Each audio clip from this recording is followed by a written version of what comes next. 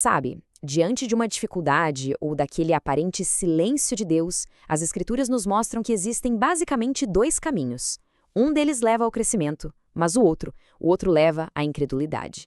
Nessa nossa análise, a gente vai tentar entender a diferença fundamental entre eles e o que, no fim das contas, define essa escolha. E tudo começa, na verdade, com essa pergunta que atravessa a experiência de todo mundo. O sofrimento é só um castigo sem sentido ou será que ele é uma oportunidade para algo maior? É justamente essa tensão que a gente vai desvendar agora. Então, vamos lá. Vamos explorar o primeiro caminho.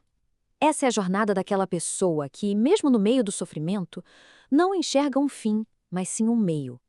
Um meio para o crescimento espiritual, através de uma aceitação humilde.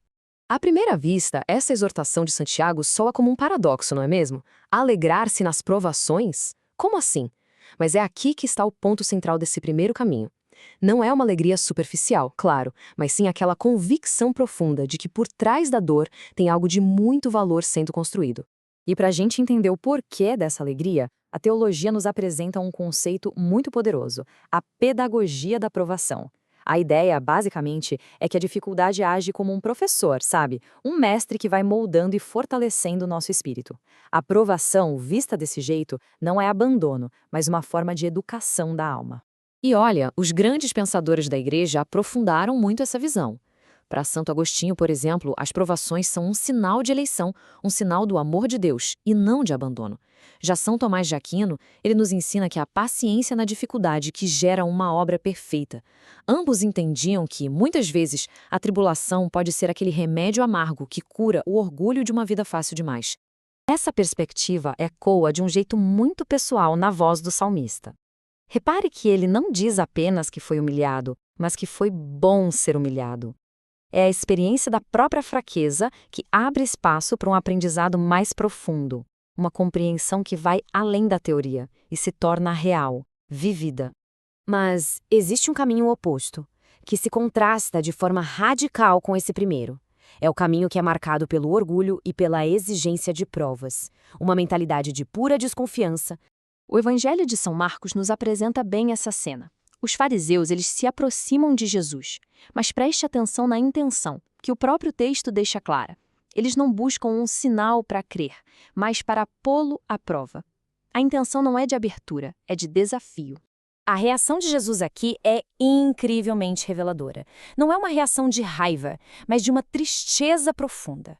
Esse suspiro, segundo grandes teólogos, é o lamento de quem vê corações fechados, é a dor diante daquela cegueira espiritual, que exige um espetáculo externo em vez de buscar uma conversão interna.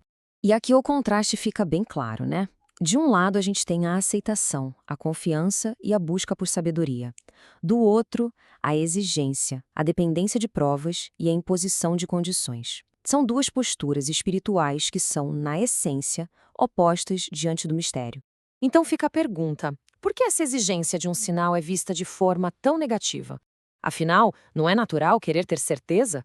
A questão toda, segundo a análise teológica, está na motivação que existe por trás desse pedido.